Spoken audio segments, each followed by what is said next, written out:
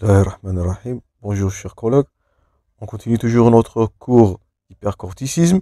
Donc dans cette partie, on va voir un titre très important qui est le diagnostic étiologique. Dans cette partie, on va voir la notion d'hypercortisolisme ACTH dépendant et l'hypercortisolisme ACTH indépendant.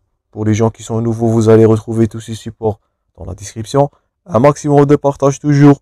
Maximisez vos partages au maximum pour atteindre le maximum nombre d'étudiants. Le but, c'est de vous aider dans vos examens et dans vos préparations.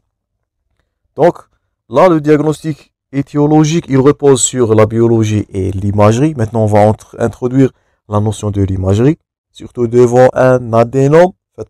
Notez ça bien, on va le revoir dans les tumeurs anti-hypophysaires. Donc, le taux d'ACTH plasmatique, il va vous permettre, pourquoi on dose cet ACTH? Donc, va vous permettre de différencier les causes surrénaliennes des autres causes. On va voir ça. Donc, si vous avez un ACTH qui est effondré, inférieur à 10 picogrammes par millilitre, l'origine là, il est surrénalien.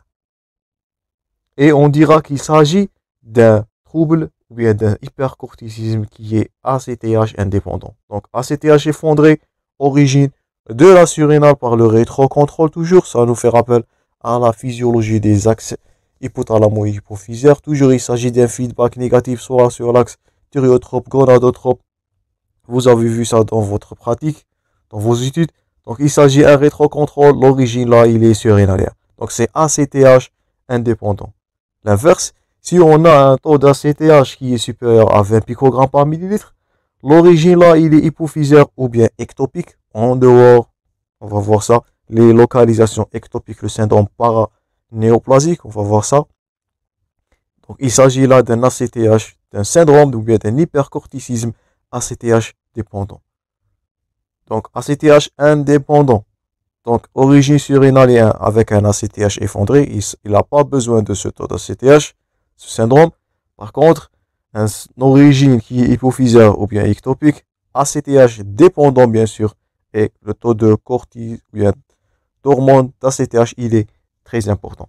Si vous avez un ACTH entre 10 et 20, toujours je répète, on doit être sûr de ce qu'on est en train de faire. On va refaire le dosage et on va faire un test de CRH.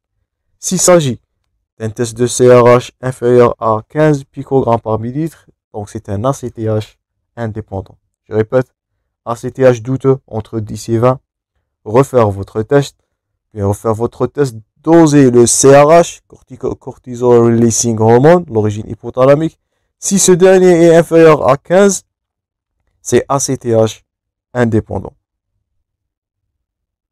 Donc, ce qui a à retenir, l'origine surrénalienne, ACTH indépendant.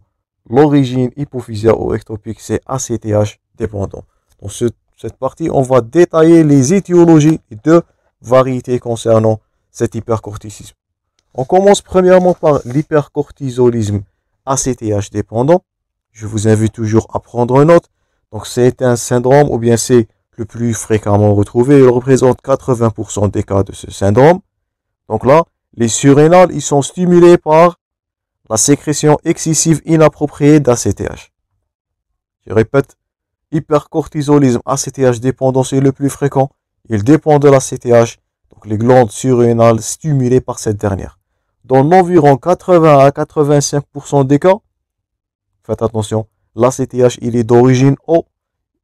Il est sécrété par une tumeur développée dans l'axe corticotrope. On va voir ça dans les adénomes anti-hypophysaires. Donc, je répète, la plus fréquente. Donc, si vous avez un syndrome de Cushing, comme on avait dit précédemment, avec des signes céphalés, des troubles visuels, fort probablement qu'il s'agit d'un hypercortisolisme ACTH dépendant, notez ça bien, qui est le plus fréquent, qui est dû à un adénome anti-hypophysaire. Dans 10 à 15% des cas, il s'agit d'un ACTH qui est d'origine ectopique. On va voir ça dans le syndrome paranéoplasique. Donc, je répète, soit on a un adénome qui est le plus fréquent, soit on a une origine ectopique. Donc, il s'agit d'une tumeur endocrine non hypophysaire.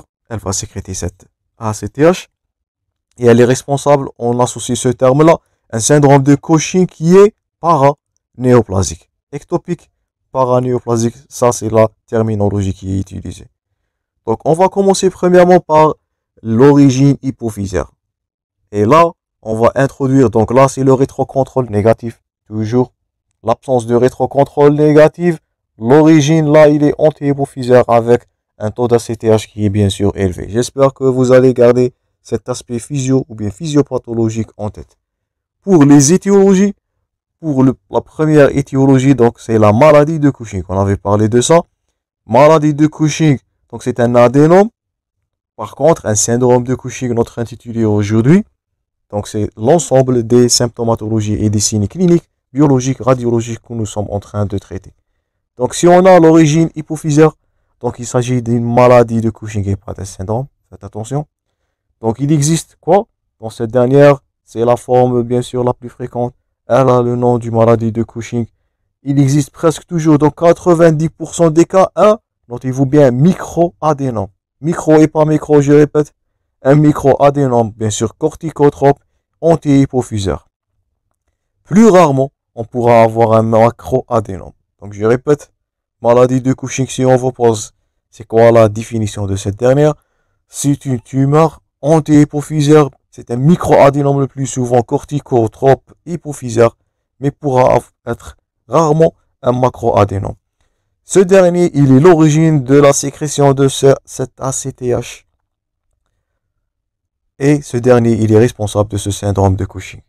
Donc les cellules corticotropes adénomateuses ont une résistance au rétrocontrôle par le cortisol.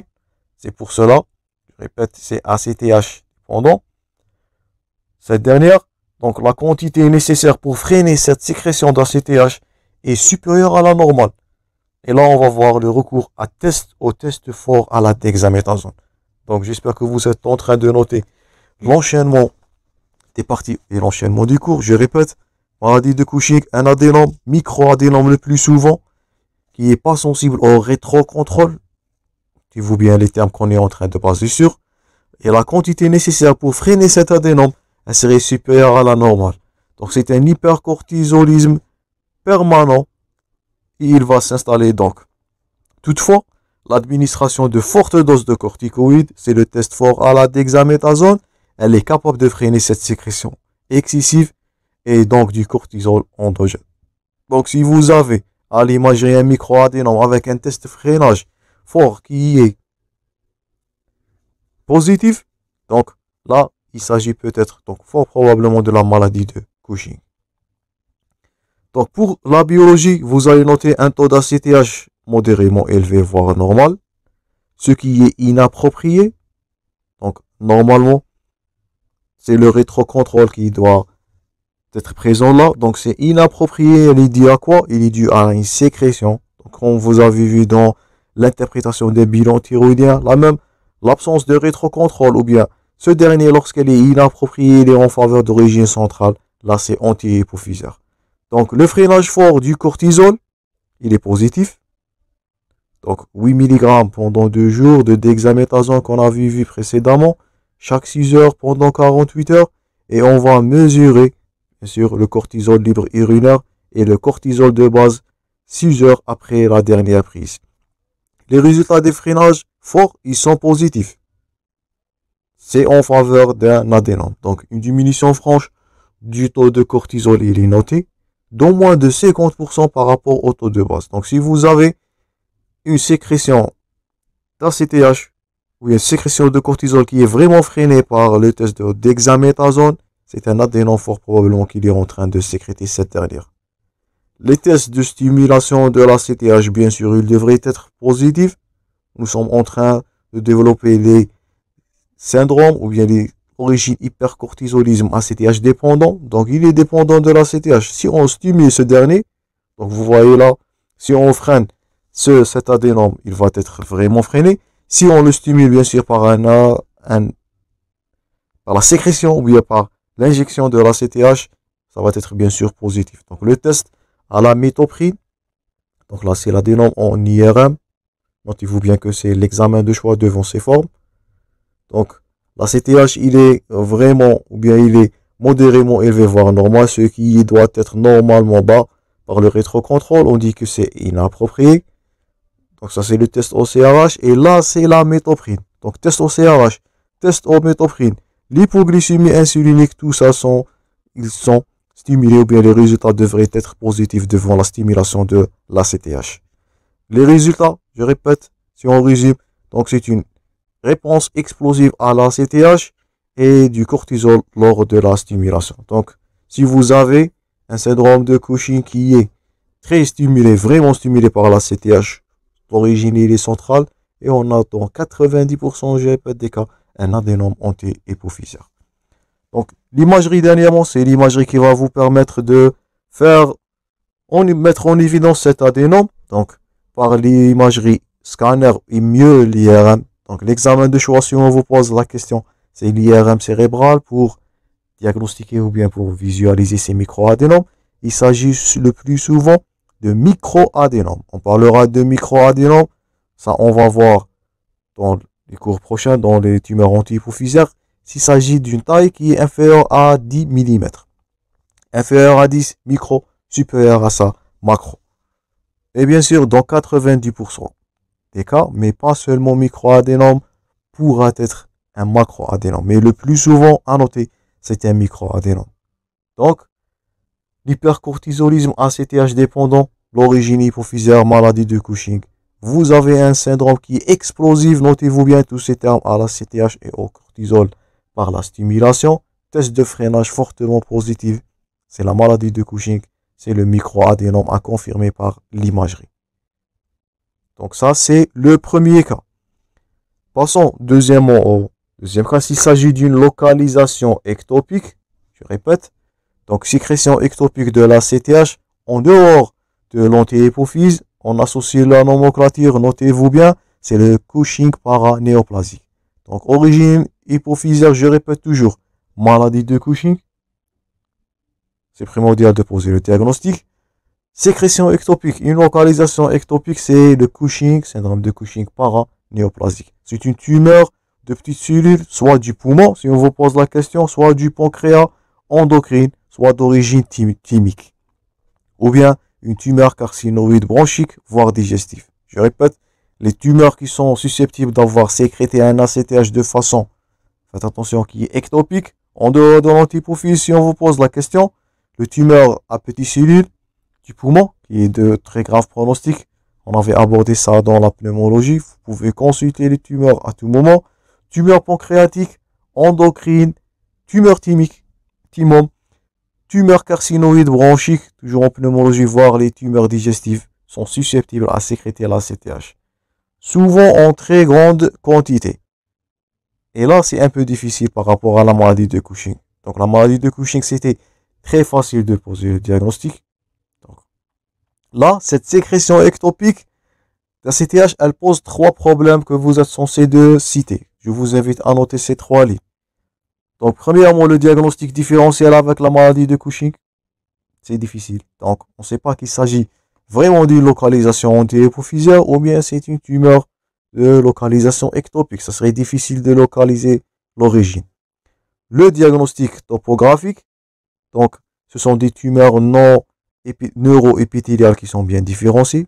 C'est difficile aussi de diagnostiquer l'origine ou bien la topographie de ces dernières.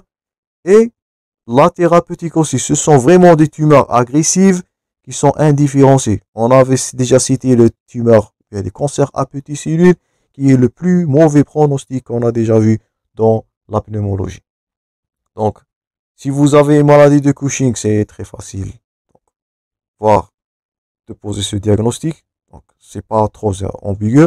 Mais si vous avez une sécrétion ectopique d'ACTH, syndrome bien Cushing paranéoplasique, 3 problèmes.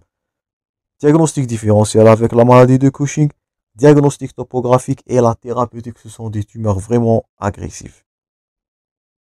Passons à la biologie devant. Donc là, vous voyez un macro-adénome. Là, c'est une tumeur pulmonaire, donc tumeur à petites cellules. Donc là, vous voyez donc tumeur pancréatique, endocrine.